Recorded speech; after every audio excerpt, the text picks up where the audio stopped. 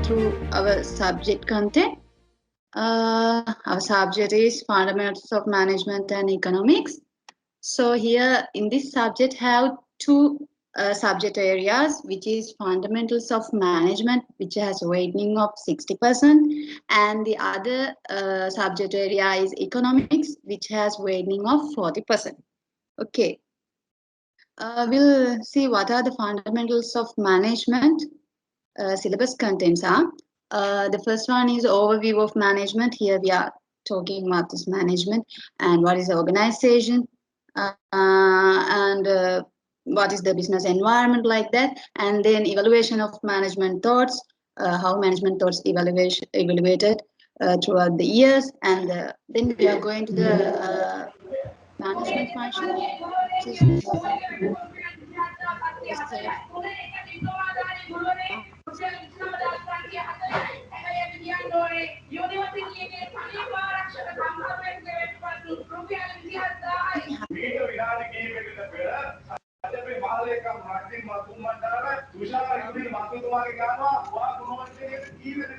Sajid, I think your microphone should be muted.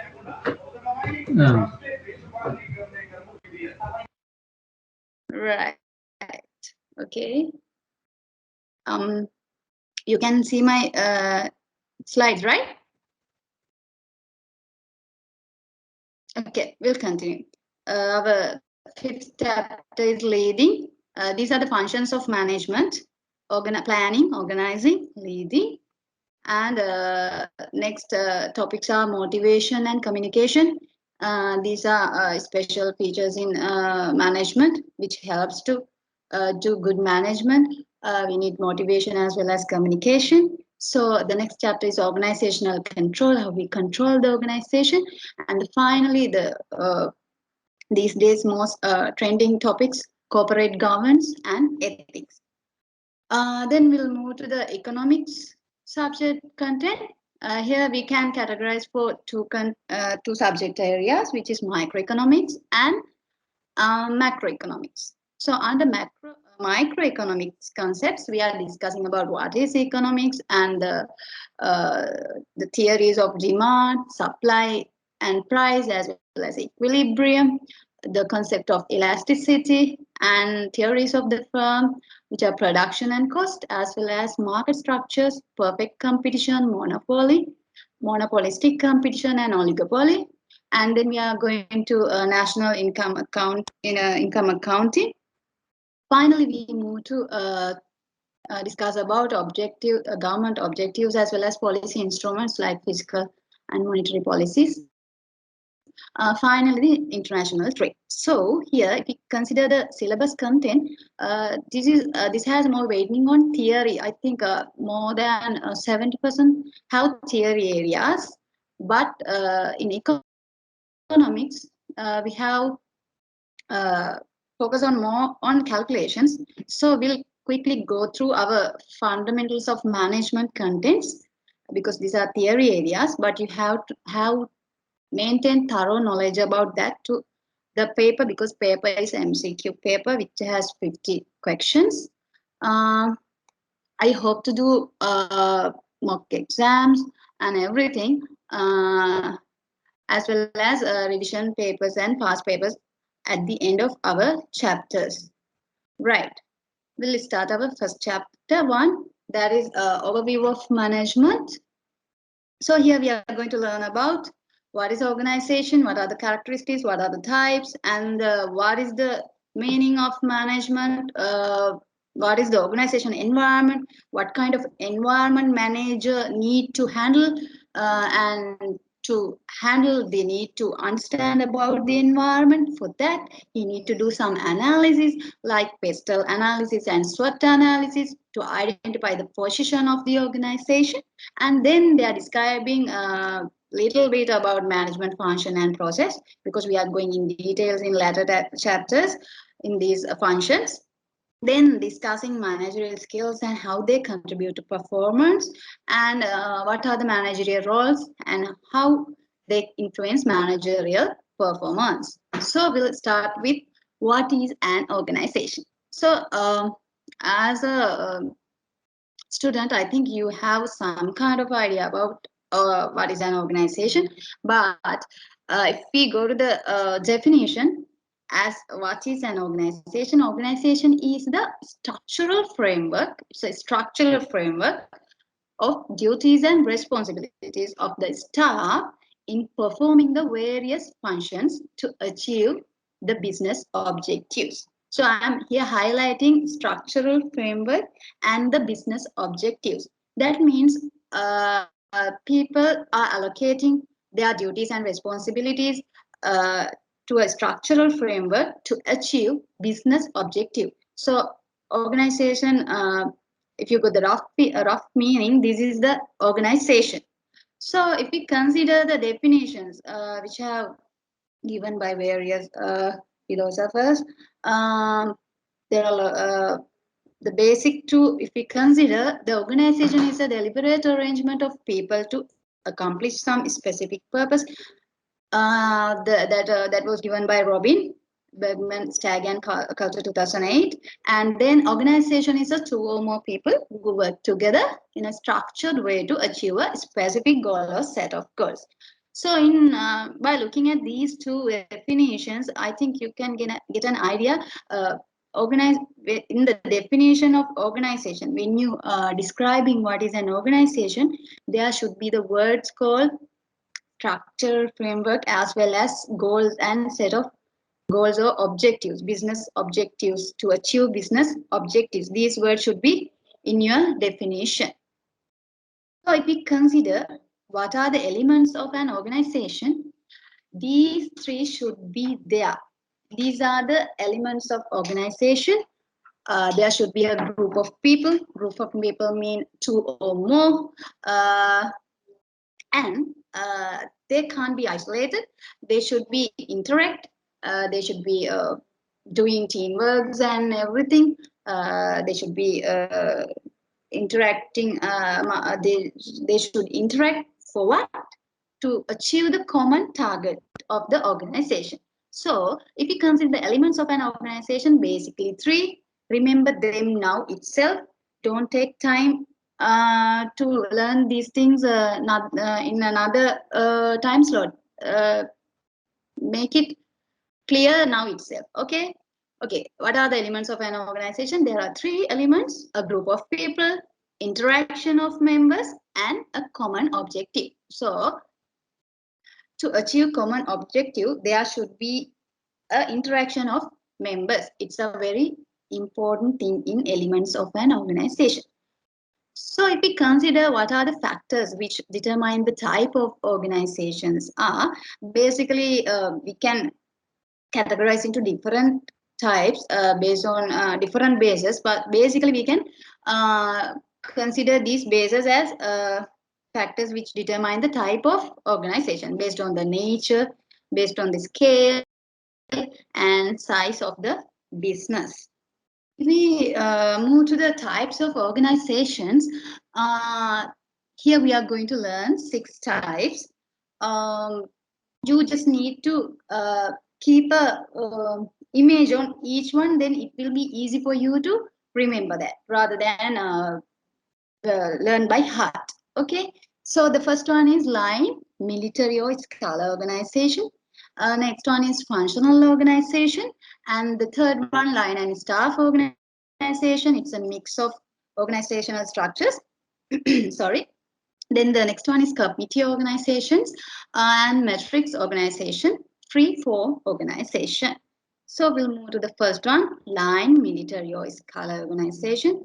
Here, line itself, this is the basic and the simple way of organizational structure. Here, the main person, here the general manager or the company owner is the one who is giving orders to lower level. Um, Most of the time these kind of organizations we can see in all time, but these days also in a not very much complex situations we can see these type of organization structures. So this is a very basic organizational structure.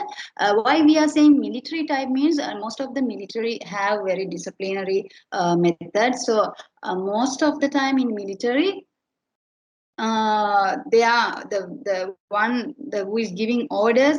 Only there is a one person who is giving orders, and the fellow members should be follow them. So no any delegation of responsibilities. They should be followed it very thoroughly. So in here also we can see that kind of features. That's why we call this as line organizations, as military organizations. So we'll move to the next type of organization, functional organization. Here the disadvantages of line organization is we can omitted that, because here no one specific person as all rounder like general manager. No need to be thorough in every area, because the specific works are delegated to some kind of a specialist in that area. So each person, for an example here, the chemist, designer, engineer, purchaser, they guys are specific on their areas. So they are just giving instruction for each department in one specific subject. So the general manager don't want to know about everything. He don't want to stuck with every thing, because here they have a specialist in every area in each category. So in this type of organization, uh, we can see specialized persons. Right. Line and staff organization, it's an interesting organizational structure. Here, the features which can be seen in line organization also see here, as well as the additional thing is staff organization, because when the companies get complex, uh, managers can't do everything like planning and operational things, every stuff. So staff are there to ensure that the planning, research, and developing, gathering data, everything is okay with this type of organization. So staff, look at the diagram. Staff is helping the managers to do all the make them make them to achieve goals, while staff is help them to achieve them goals. Okay, here in this format also you can identify here the production superintendent, foreman, everything. This is the line relationship. This is going down vertically. They are industrial engineer and research engineer. They guys are staff workers. They are helping the managers to continue the operations in business and ensure the achieve the business objectives. So we can consider the staff people as thinkers, while the managers as doers. Okay. Then we'll move to committee organization. This is a simple structure. Committee means they are gathering for resolve some kind of issues which can't be solved by individual persons.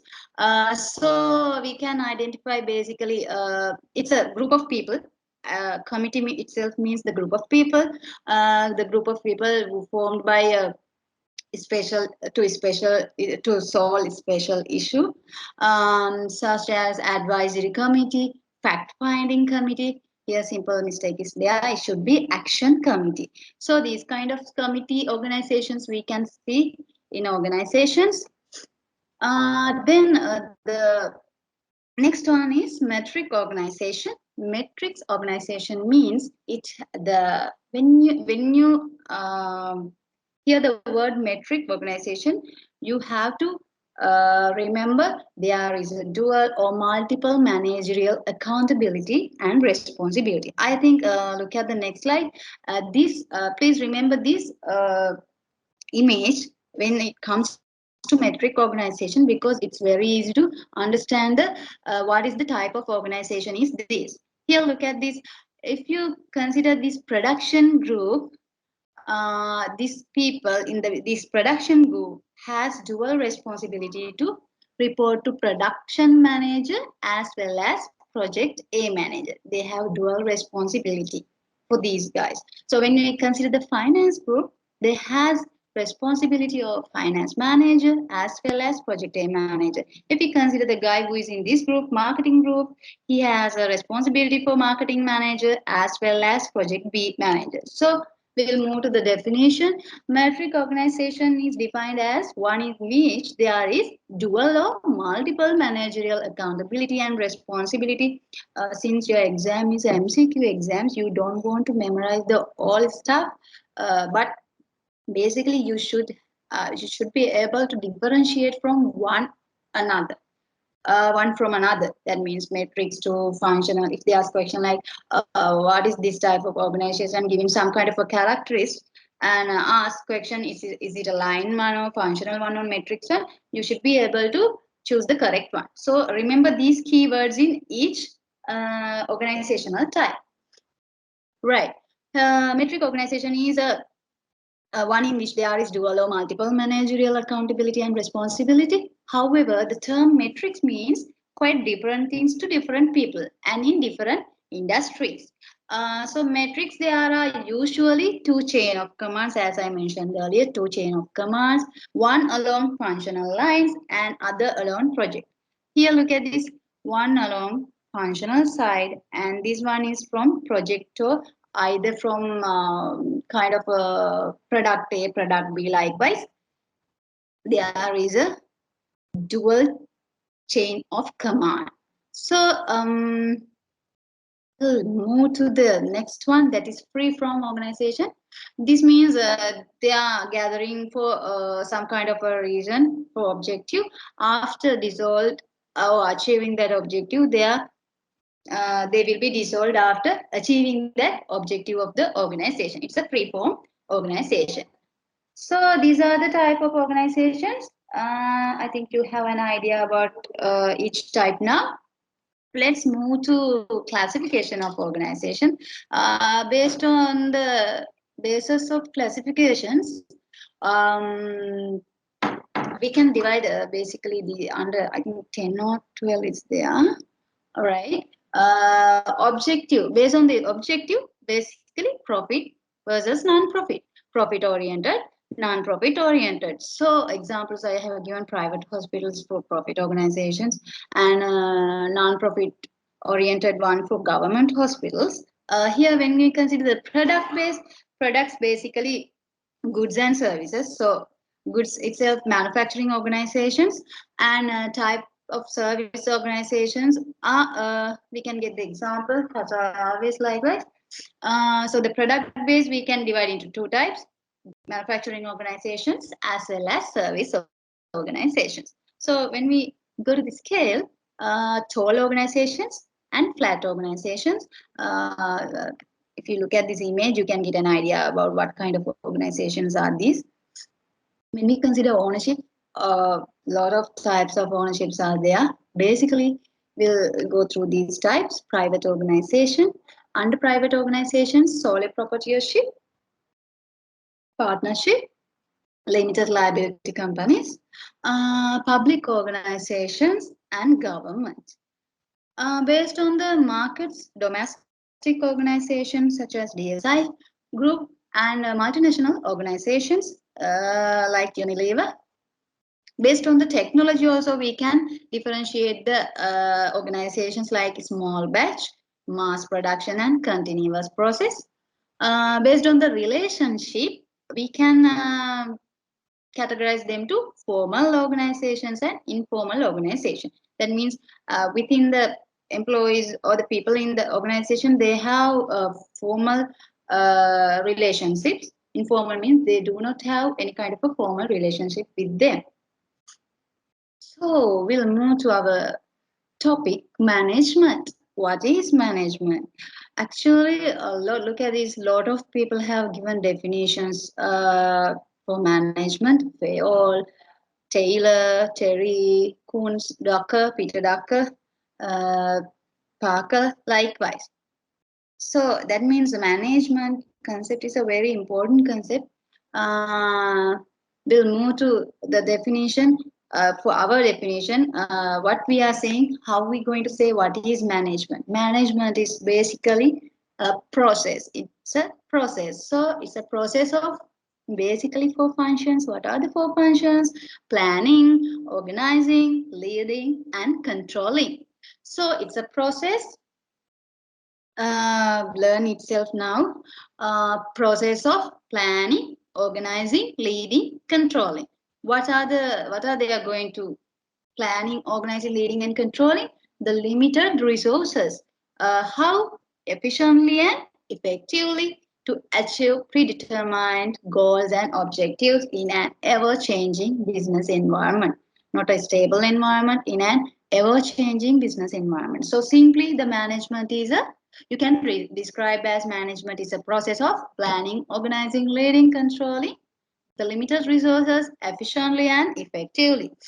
So, which converts the basic and scarce resources. If we consider the basic and scarce resources, the men, money, machinery, and methods to goods and services. That is the transformation process of management. They are going to convert basic and scarce resources to goods and services effectively and efficiently. So if we consider about again the definitions, a lot of definitions are there. So in your syllabus, if we go through your syllabus, I think all of you have the syllabus material, course material. There are a lot of definitions, so you just go through them. I don't request you to memorize all, but you just go through and get an idea about what they are saying. Right. Basically, I think there are 8 or 10 definitions are there. Right. So, I'm not going one by one in these definitions. You just go through. Um, if we consider a management, as I mentioned earlier, management is a process. It's a transformation process. So, what they are going to transform? They're going to transform inputs into output. In what are the inputs? Human resources, financial resources, physical resources, information resources. These are the inputs from the environment. Because organization is not a closed system; it's an open system. But in when we go to the next chapter in our classical management approaches, they are saying they are considering organization as a closed system. But it's in real world, organization is an open system. So in this system, we getting inputs from environment, human, financial, physical information, environment, resources from the environment, and we are processing it through our management function, which is planning, organizing, leading, controlling. Using we have to do it efficiently and effectively to attain organizational goals, and this would be our output. Right. So basically, management. This image shown you shows prove you management is a transformation process. When we move to the their our definition, look at the definition. They are saying in an ever-changing business environment. So we need to uh, have an idea about what is business environment. Why they are including this word in the definition of management also. Okay, we'll go through. Basically, the business environment. This is very interesting area. Uh, Organization environment basically have two categories, internal and external. The external one, again, we can divide it into two categories, microenvironment, environment which is very close to our company or the organization, and the macro environment. We are calling those factors as pestle factors. So when we move to this diagram, this has clear image about what is organizational environment. If you go to the internal environment, what is internal environment mean? Internal environment means the things, people, everything which are inside the organization. So the word itself, internal itself, means inside the organization. The factors which are inside the organization also considered as the part of organizational environment. So let's see what are the factors. Owners, the people who own the company, employees who are working in the company, and organizational structure. What is the type of the structure of this organization? And resources of the business. What are the resources available with the company? And the organizational culture. What is the based on the culture also we can change our goals and objectives accordingly, because it's a very influencing factor, organizational culture. When we move to the our external environment, basically it has two categories: micro environment and macro environment. I think now you can remember. Please do mind mapping for every chapter. You should make mind mapping for every chapter, so it's easier for you to learn them, memorize them even. So for organizational environment, you can take this slide as mm, mind mapping. So look at these internal environment factors: owners, employments, organizational structure, resource of business, and organizational culture. Then now we are moving to the external, outside of the company. That means external environment. It has basically two: micro and macro. Micro means task environment, which are very close to our company. So here the government, unions, general public, finance institutes, suppliers, competitors, receivables, payables. Receivables, payables, do you know? Receivables are the people who are taking goods and services from us in credit basis. Payables are who are giving raw materials and everything for us, credit basis. So customers are the people who are taking goods and services from us, who are buying, actually, not take, buying. Media is TV, paper, radio, everything. So these guys are called as microenvironment. And when it comes to macro environment, this is the very important environmental factors. This is the environment which is having important environmental factors. There is political, economical, social, legal, environmental, and technical. So actually, this is the when you go in other levels, higher levels in your CMA, you will do a lot of studies in this area. It's actually we can do a chapter from this pestle. So if you want to get more idea about what is pestle and what are the how to do pestle analysis, we are doing pestle analysis for environment, to identify the business environment in an organization. So to identify, to get more knowledge about that, you can visit this website and see these practical pestle analysis examples, how people doing pestle analysis for their companies. These five best and practical pestle analysis examples are based on the most famous companies in the world. So you better to go through them and get an more idea about pestle factors. It will be useful you to in your higher level also. Definitely, it will be useful you to study them. So if we go to the macro environmental factors, P means political stability and political decisions.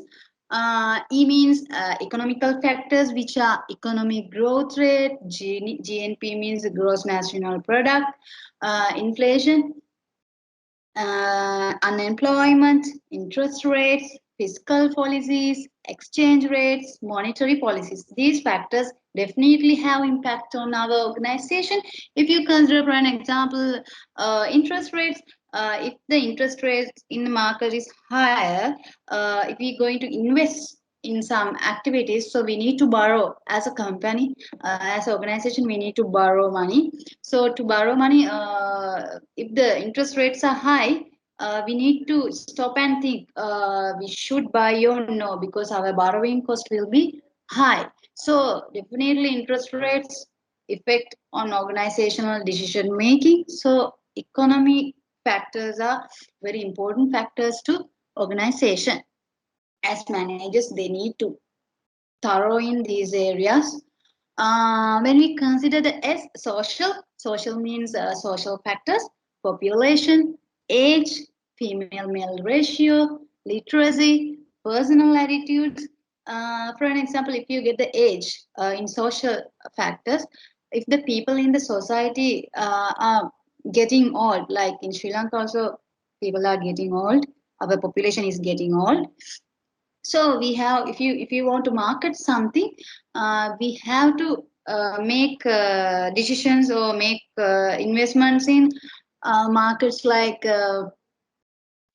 calcium. If you get the milk powder, calcium nutrition milk powder. Likewise, more on medicines. We should invest in those markets rather than other markets, because based on the age of the population. Likewise, these factors are really influencing to organizational strategic plans. So we'll move to the T. T means technology. Technology means innovations, research and developments, and patents. Technology uh, technology means a lot of companies suffering from this. Some companies can't adopt new technologies, and they are they are going from our markets. So innovations, research and developments, we need to consider when we are going to analyze the company. So from E, we are denoting environmental factors such as natural disasters. Um, when we consider cultivating organic companies, such as cultivating farming activities happening, they need to they have very importance on this factor, environmental factors, as well as other factors. So when we consider the L for legal, rules and regulations. Rules and regulation, most of the time, all of the companies need to have an eye on this, because to maintain their day-to-day operations, they need to align with these rules and regulations, like, for an example, minimum wage and health and safety acts, likewise. So I just go through the pestle factors. You don't want to do analysis in this foundation level, but go through these examples and see how you're going to analyze using these pestle factors. When now we move to, rather than in addition to the pestle factors, we have in three to two new topics, such as global environment. Under that, we have offshoring, that means global outsourcing, and exporting, licensing, and direct investing concepts. We'll just go through. Global environment means global markets and rapid global changes. Modern organizations have a couple of ways to become involved globally, such as offshoring, that means global outsourcing, and develop markets for finished products or service outside their home countries, such as activities such as exporting, licensing, and direct investing. So when we consider the term exporting, you already know, sending of goods or services produced in one country to another country. They are producing in one country but selling them in another country. So the seller of such goods and services we refer as exporter. The foreign buyer who is going to buy that items we call as importer. When we consider the licensing, that means renting or leasing of an intangible asset. Here itself, we can take brand name and patents. If you consider the direct investing, that means the company is involved in managing the productive assets, which distinguishes it from other entity strategies that permit less managerial controls. These are small concepts rather than fixed factors. So we'll move to the next important analysis, that is SWOT analysis. Um, this is basically for this analysis done basically for companies, but you can do it for yourself also to identify strength. What are the strengths? What are the weaknesses of uh, you yourself having an opportunity and threats in future? What are the opportunities and threats you are going to face? Likewise. So if we consider the SWOT analysis, SWOT means S means strength, W for weaknesses, O for opportunities, T for threats. So this SWOT analysis is a framework used to analyze the company's competitive position and develop strategic plans. We can analyze the position as current position in the company as well as the future potentials of the company using this SWOT analysis. Um, if we consider the what are the strengths, strengths describes what makes an organization stand out and what sets it apart from competition.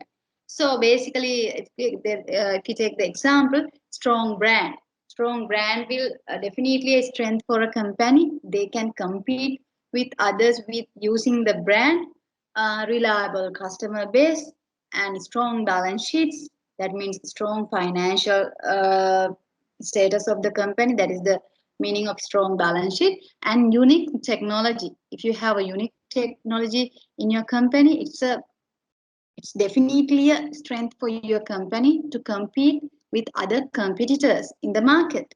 So if you consider the weaknesses, um, weaknesses prevent an organization from operating at its optimum level. So if you eliminate the weaknesses, you can be a market leader. So if we consider what are the weaknesses, a weak brand name, a higher than average turnover, if the turnover is high, a, a higher level of credit, that means their borrowing capacity is high, an inadequate supply chain or a lack of capital. These factors we can consider as weaknesses of organization. So opportunities are the things the organization can eliminate their weaknesses and to make their weaknesses to strength. These are the opportunities we can identify. The companies can have. Opportunities are the beneficial external factors. These are beneficial, but they are external factors, not the internal factors. That's why we call these as opportunities that can give an organization a competitive advantage. For an example, country cuts tariffs. A car maker can export its car to a new market. It's a good opportunity to car maker, increasing sales and market share. So if you consider the threats are the factors that can harm an organization. These are external factors which can harm an organization. So drought is a threat to a wheat producing company and may destroy all reduced crop yield because they can't get their expected wheat, wheat things. So other common threats include rising costs for goods, increased competitiveness, and stricter labor supply. So you need to, if you're doing SWOT analysis, you need to convert your weaknesses into strength using your opportunities, and you have to face your threats using your strengths. So, after we discussing about SWOT analysis, we'll go to our syllabus course material.